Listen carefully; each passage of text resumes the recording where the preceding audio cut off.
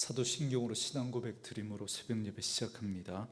전능하사 천지를 만드신 하나님 아버지를 내가 믿사오며 그 외아들 우리 주 예수 그리스도를 믿사오니 이는 성령으로 잉태하사 동정녀 마리아에게 나시고 본디오 빌라도에게 고난을 받으사 십자가에 못 박혀 죽으시고 장사한 지 사흘 만에 죽은 자 가운데서 다시 살아나시며 하늘에 오르사 전능하신 하나님 우편에 앉아 계시다가 저리로서 산자와 죽은 자를 심판하러 오시리라.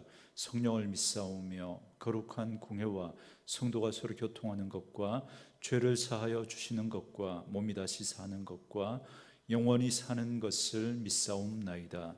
아멘. 이 아침에 우리에게 주시는 하나님의 말씀은 나훔서 3장 1절로 19절 말씀까지입니다. 나훔 3장 1절에서 마지막 19절 말씀까지입니다. 우리 말씀 찾으셨으면 한 목소리로 같이 읽습니다. 화 있을진저 피의 성이여 그 안에는 거짓이 가득하고 포악이 가득하며 탈취가 떠나지 아니하는도다. 휙휙거리는 채찍 소리, 윙윙하는 병거 바퀴 소리, 뛰는 말, 달리는 병거, 충돌하는 기병, 번쩍이는 칼, 번개 같은 창, 죽임당한 자의 때, 죽음의 큰 무더기, 무수한 시체요 사람이 그 시체에 걸려 넘어지니 이는 마술에 능한 미모의 음녀가 많은 음행을 함이라. 그가 그의 음행으로 여러 나라를 미혹하고 그의 마술로 여러 족속을 미혹하느니라. 보라, 내가 네게 말하노니 만군의 여호와의 말씀에 네 치마를 걷어올려 네 얼굴에 이르게 하고 네 벌거벗은 것을 나라들에게 보이며 네 부끄러운 것을 뭇 민족에게 보일 것이요 내가 또 가증하고 더러운 것들을 네 위에 던져 능욕하여 너를 구경거리가 되게 하리니 그때 너를 보는 자가 다 네게서 도망하며 이르기를 니느웨가 황폐하였도다. 누가 그것을 위하여 애곡하며 내가 어디서 너를 위로할 자를 구하리요 하리라. 네가 어찌 노아몬보다 낫겠느냐.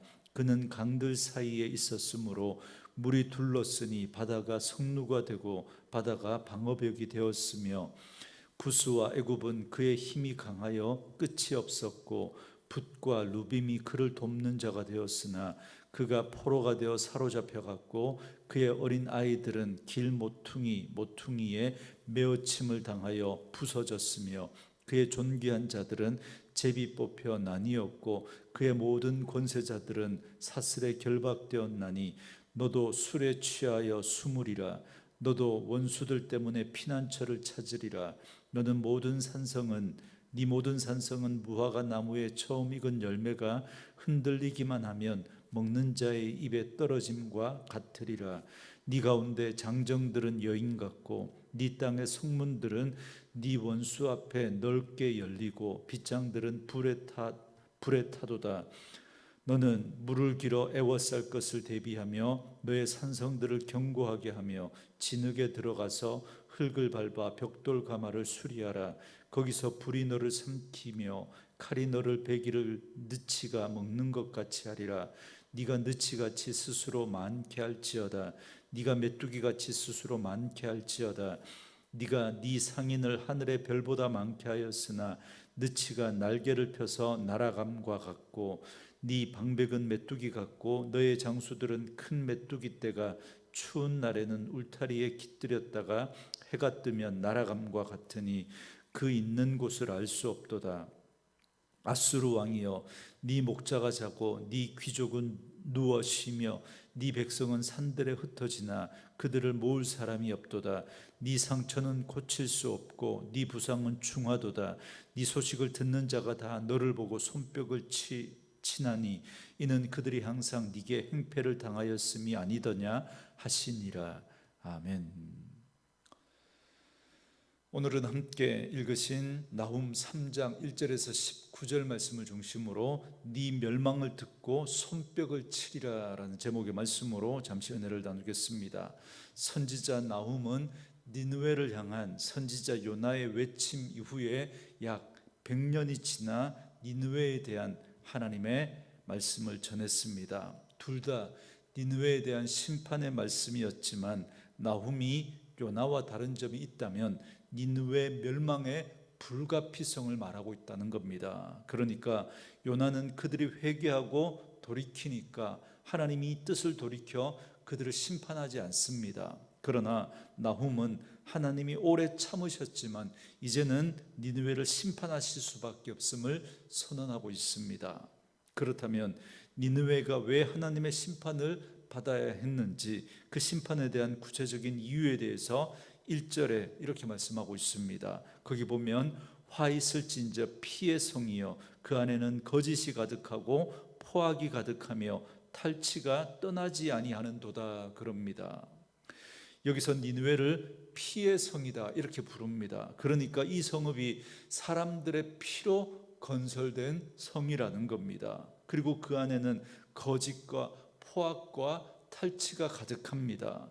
니느웨 성 안에 다른 나라들을 정복하고 약탈하고 빼앗은 물건들이 가득했다는 겁니다. 그들은 때로 거짓으로, 때로는 폭력으로, 때로는 악한 것들을 사용해서 다른 나라의 보물들을 빼앗았다라는 것입니다.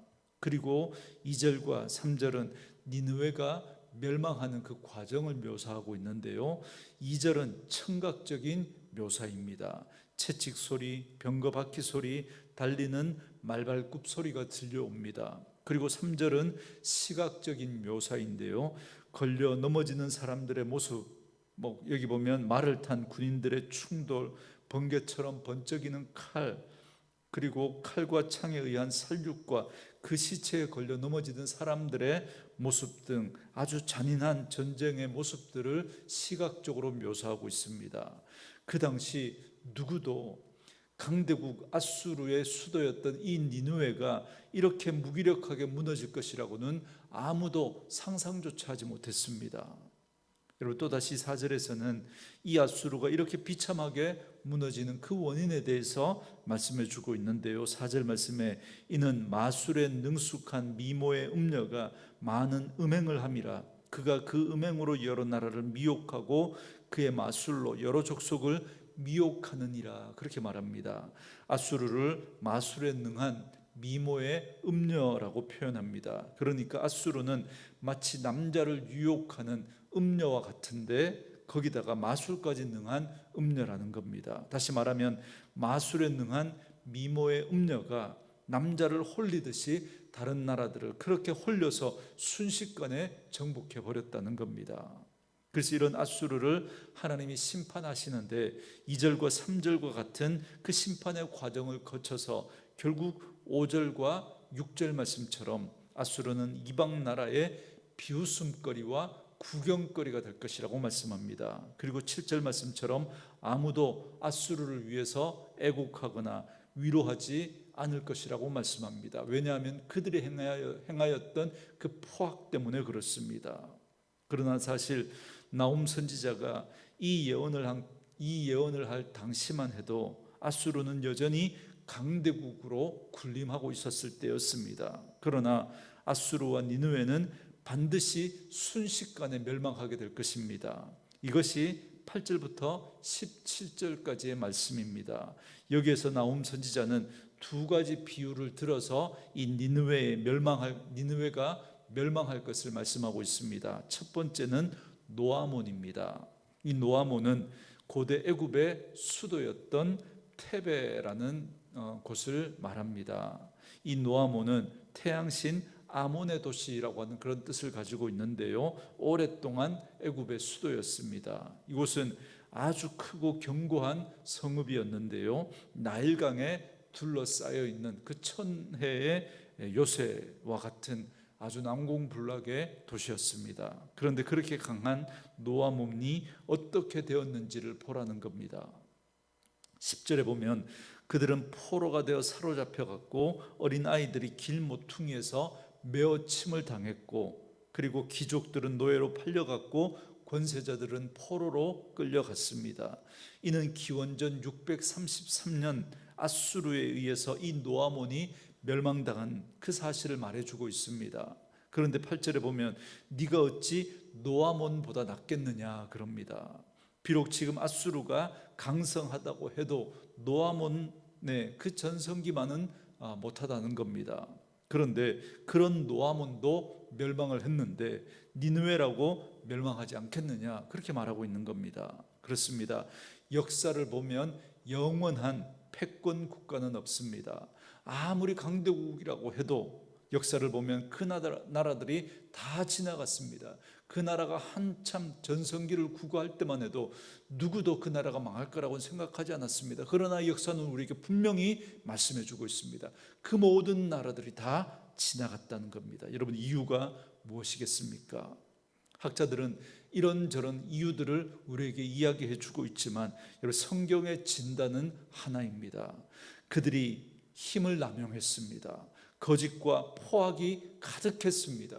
하나님이 주신 그 힘을 가지고 거짓과 포악을 일삼으면서 자기의 욕심을 채웠던 겁니다. 그래서 힘없는 다른 나라와 다른 민족들을 압제하고 괴롭히면서 자신의 욕심을 채웠습니다. 그래서 하나님은 애굽의 노아몬처럼 그리고 앗수르의 니느웨처럼 무너뜨리는 것입니다. 나라만 그런 게 아닙니다. 기업이나 단체나 교회나 개인도 마찬가지입니다. 우리는 하나님이 우리에게 주신 그 실력과 그 능력과 또 하나님이 우리에게 허락하신 그런 은사들을 가지고 그걸 우리가 남용하거나 오용해서 다른 사람들을 해치는 데 사용하면 안 됩니다. 그것을 가지고 내 욕심만 채우려고 다른 사람은 안중에도 없이 함부로 오용하고 남용하게 되면 하나님은 거기에 대한 분명한 책임을 물으실 것입니다. 그렇기 때문에 우리는 하나님이 우리에게 허락하신 것이 있다면, 그래서 남들보다 더 많이 가진 것, 남들보다 더 많이 옳은 것, 남들보다 더 많이 또 영향력을 가진 것이 있다면 여러분, 그걸 가지고 하나님이 왜 그걸 우리에게 허락하셨는지 그 하나님의 뜻을 기억하고 그것을 하나님의 뜻에 맞게 바르게 사용해야 합니다. 그래서 우리는 그러한 것들을 우리에게 주어졌을 때 늘 겸손해야 하고 진실과 선을 행해야 합니다. 그러나 그것을 잃어버리게 되면 하나님께서는 오래 참으시지만 그러나 영원히 참으시지는 않는다라는 사실을 꼭 기억해야 합니다. 계속해서 앗수르의 멸망의 또 하나의 비유를 느치 때의 비유에서 말씀합니다. 느치 때는 여러분 쉽게 메뚜기 때라고 이해하시면 되겠습니다. 14절부터 17절에 보시면 아무리 니느웨가 하나님의 심판에 대해서 방비를 해도 소용이 없을 것을 말씀합니다. 14절 말씀처럼 물을 길어 예비하고 산성을 경곡케 하고 벽돌과 말을 수리하라고 말씀합니다.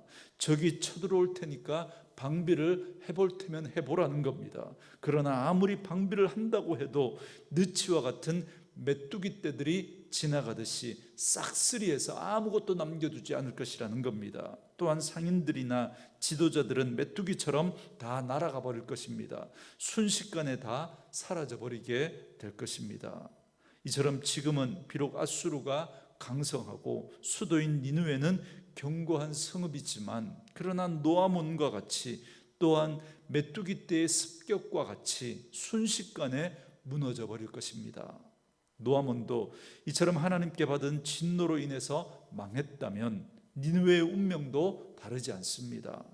자신의 힘이 영원할 줄 알았던 니느웨는 한순간에 무기력하게 되어서 숨을 곳을 찾게 되었습니다. 그때 앗수르의 모든 산성은 마치 처음 익은 무화과 열매가 속절없이 떨어지는 것처럼 그렇게 무너지게 될 것입니다. 사자와 같았던 군사들은 힘을 잃고 견고한 성문의 그 빗장들은 열려서 대적들에게 아무런 저항도 하지 못하게 될 것입니다. 그리고 니느웨는 비록 전쟁을 수행하기 위해서 분주하게 준비하지만 그 모든 것이 쓸모없는 것이라는 걸 금방 알게 될 것입니다. 왜냐하면 마치 메뚜기 떼의 먹이가 되는 그 풀들처럼 속절없이 무너지게 될 것이기 때문에 그렇습니다. 하나님의 진노와 심판 앞에는 인간의 그 모든 노력, 백방이 무효하다는 걸 말씀해 주고 있습니다. 앗수르 왕은 이런 패망을 보되 아무것도 할 수 없음을 알게 될 것입니다. 결국 하나님께서 치신 그 내상으로 인해서 부상을 당하고 죽음에 이를 때 모든 사람들이 그 앗수르의 멸망을 바라보면서 환호하고 손뼉을 칠 것입니다. 진정한 하나님의 공의로운 심판을 보는 자는 누구나 하나님께 영광을 돌리게 될 것입니다. 여러분, 이 모습은 우리가 조만간에 만나게 될, 조만간에 보게 될 종말의 모습입니다. 그러므로 예수 믿는 우리 성도들이 보아야 할 것은 눈에 보이는 이 현실을 뛰어넘는 참된 현실을 바라볼 수 있어야 합니다. 세상 사람들이 현실이라고 말하는 화려하고 강한 니느웨를 동경하고 부러워해서는 안 됩니다. 곧 다가올 심판의 날과 그날에 있을 참혹한 심판, 그러나 하나님의 백성들에게는 그날이 구원의 날이고 보상의 날이고 신원의 날이 될 것입니다. 그걸 우리는 볼 수 있어야 합니다. 또한 그날에 이루어질 그 일이 참된 현실이라는 사실을 여러분 꼭 기억해야 합니다. 사랑하는 성도 여러분, 나훔 선지자가 예언했던 이 니느웨의 운명이 불과 여러분 정확한 때는 알 수 없지만 10년에서 20년 여러분 그 사이입니다. 그 사이에 결국 현실로 그 예언이 성취되고 맙니다. 여러분 이 사실을 꼭 기억하십시오. 그러므로 말씀으로 이 하루를 시작하는 저와 여러분들은 그리스도의 재림과 함께 당하게 될 그 심판의 날, 그날 이루어질 그 일들이 현실이라는 사실을 꼭 기억하십시오. 악인들에게는 그날이 심판의 날이고 보복의 날이지만, 그러나 하나님께서 그 하나님이 택한 백성, 그 의인들에게는 그날은 구원의 날이고 신원의 날이고, 그날은 하나님께서 우리에게 은혜를 하나님께서 우리에게 승리를 주시는 승리의 날이 될 것이기 때문에 그렇습니다. 그래서 우리는 오늘도 눈에 보이는 이 현실만 바라보면서 살아가는 자들이 아니라 그 현실을 뛰어넘어 주님이 우리에게 주신 그 약속의 말씀을 붙들고, 그리고 그 약속이 현실로 이루어질 그날을 소망하면서 오늘도 우리는 믿음으로 하나님의 약속의 말씀을 붙들고 살아가야 할 줄 믿습니다. 말씀으로 이 하루를 시작하는 저와 여러분에게 이 은혜가 있기를, 이 눈으로 우리의 진정한 현실을 바라보며 살아가는 저와 여러분 되어줄 수 있기를 주의 이름으로 축원합니다.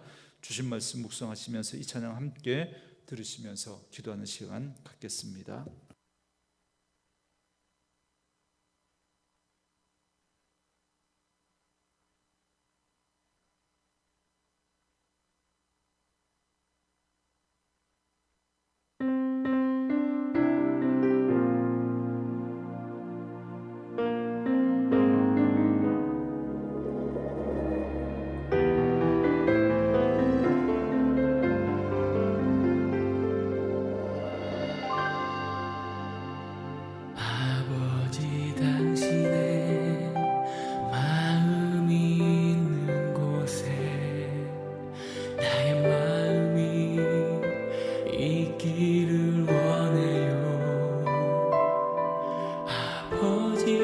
당신의 눈물이 고인 곳에 나의 눈물이 고이길 원해요. 아버지 당신이 바라보는 영혼에게 나의 두 눈이 향하길 원해요. 아버지 당신이 울고 있는 어두운 땅에 나의 두 발이 향하길 원해요. 나의 마음이 아버지의 마음 알아. 내 모든 뜻 아버지의 뜻이 될 수 있기를 나의 온몸이 아버지의 마음 알아. 내 모든 삶 당신의 삶 되기를.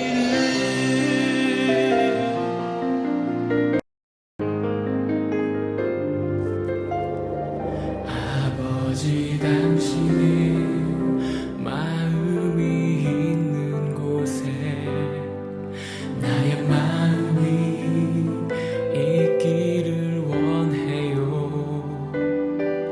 아버지 당신의 눈물이 고인 곳에 나의 눈물이 고이길 아버지 당신이 바라보는 영혼에게 나의 두 눈이 향하길 원해요. 아버지 당신이 울고 있는 어두운 땅에 나의 두 발이 향하길 원해요.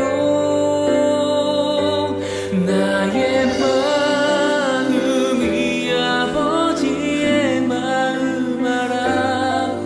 내 모든 뜻 아버지의 뜻이 될 수 있기를. 나의 온몸이 아버지의 마음 알아. 내 모든 삶 당신의 삶 되기를. 나의 마음이 아버지의 마음 알아. 내 모든 뜻 아버지의 뜻이 될 수 있기를. 나의 온몸이 아버지의 마음 알아. 내 모든 삶 당신의 삶 되기를. 내